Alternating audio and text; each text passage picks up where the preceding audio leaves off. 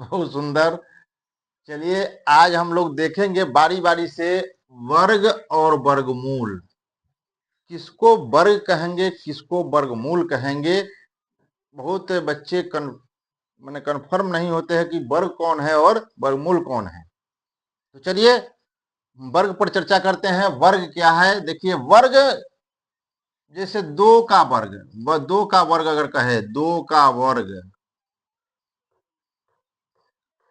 वर्ग तो वर्ग क्या है?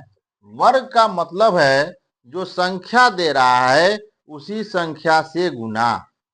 जो भी संख्या दे रहा है, 3 का वर्ग, 5 का वर्ग, 20 का वर्ग, 100 का वर्ग, तो जो संख्या दे रहा है उसी का गुना। मैंने 2 का वर्ग है मतलब 2 गुने 2, तो कितना हो गया? 4। 2 का वर्ग जितना कह रहा है इतना दिमाग में फिट कर लीजिए, बैठा लीजिए, जो भी कह रहा है उसी संख्या से गुना कर देना है। 2 का वर्ग स्क्वायर भी होता है, जिसको आप कहते हैं 2 का स्क्वायर।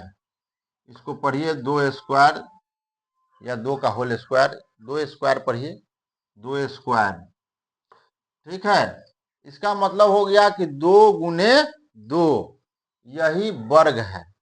वर्ग में ज्यादा कुछ है नहीं। अब आइए वर्गमूल किसको कहेंगे। तो देखिए ये 4 जो वर्ग निकल के आया, वर्गमूल। मूल मतलब जड़, वर्ग का जो जड़ होगा मूल में होगा, शुरू में होगा, वही वर्गमूल कहाएगा। यानी 4 का वर्गमूल यह 2 कहलाएगा। समझ में आया? 4 का वर्गमूल 2 हो गया, और 2 का वर्ग अगर कहे तो 2 गुने 2 4 हो गया। 4 वर्गमूल, 4 वर्ग है और 4 का वर्गमूल 2 है। इसी में दोनों छुपा हुआ है, वर्ग और वर्गमूल। समझ में आ गया? अब जैसे देखिए 5 का वर्ग,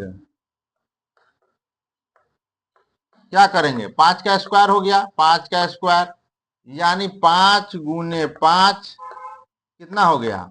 25। तो यह 25 जो हो गया ये वर्ग हो गया किसका? 5 का वर्ग 25 हो गया।